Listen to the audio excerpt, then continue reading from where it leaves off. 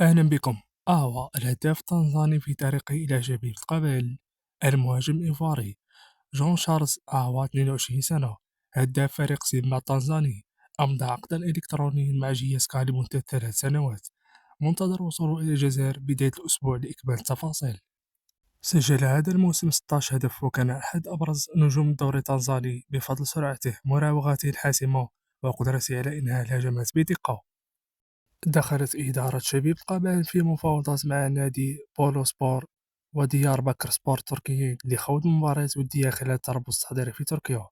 المدرب زيمباور هو من طلب برمجة 4 مباريات ودية أو أكثر لاختبار التشكيلة وتحسين الجاهزية البدنية والتكتيكية قبل انطلاق الموسم.